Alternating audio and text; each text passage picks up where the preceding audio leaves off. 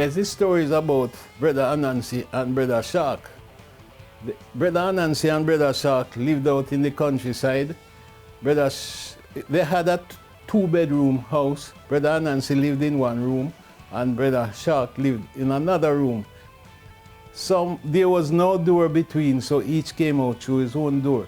Bredda Shark was a big man with a very big appetite. Those were the days when Shark lived on dry land. So he had to cultivate a big cornfield to satisfy his appetite. But somebody was stealing his corn and he did not know who. Each day he would come home from the cornfield and complain to Anancy, "Anancy, somebody is stealing my corn." And Anancy would say, "Well, that thief is really wicked. You know what happened? You and I are going to go in the cornfield some nights and watch and see if we can catch a thief." So they went and they stayed until near morning. Bredda Anancy would say, Bredda Shark, well, the thief is not coming. We might as well go home. And Bredda Shark went in his room. Anancy went in his. Anancy slammed his door, bow, to let Bredda Shark know that he had gone in, and then he timely opened it, took his bag, went to the cornfield and filled it with corn. Then by the following morning, when Bredda Shark went back, more corn would be gone. Somebody, Bredda Tumbletoad, told Bredda Shark that it was Anancy stealing his corn, but he did not believe. Well, he finally was contemplating that it might have been true. But he said, "Anancy, I believe that you're stealing my corn."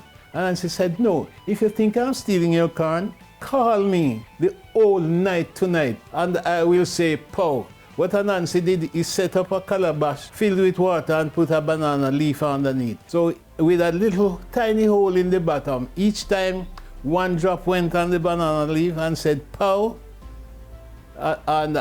it would seem as if Anancy was there saying pow, but it was actually the water dropping on the leaf. You can start calling me now," he said to Bredda Shark. Bredda Shark said, "Anancy." The water said, "Pow." "Anancy, pow." And for the whole night, the water kept on drifting. The following morning, he said, "Anancy, I'm satisfied that it's not you stealing my corn." So they set a trap and caught Anancy in it, tied him up on a post, and took him to a place to be punished. The punishment was to be done by Bredda Fire God. On his way to the place to be punished, they pulled him by a rope. And there he saw Bredda Duck on the road. Bredda Duck looked at him. Bredda Duck started laughing. He laughed until all the teeth fell from his mouth. And from that day until today, Bredda Duck has no teeth. So Anancy was tied up on the post, and he hoped that nobody knew why he was tied there. Bredda Dog came walking by, and he hoped Bredda Dog didn't hear too why he was tied there. Bredda Dog said, "Anancy, anybody get tied on this post is for some punishment?" Anancy said, "Yes, punishment. They tie me here and they are forcing me to eat. They're going to get some delicious meal for me." Bredda Dog said, "What? Delicious meal? You don't want it?" He said, "No."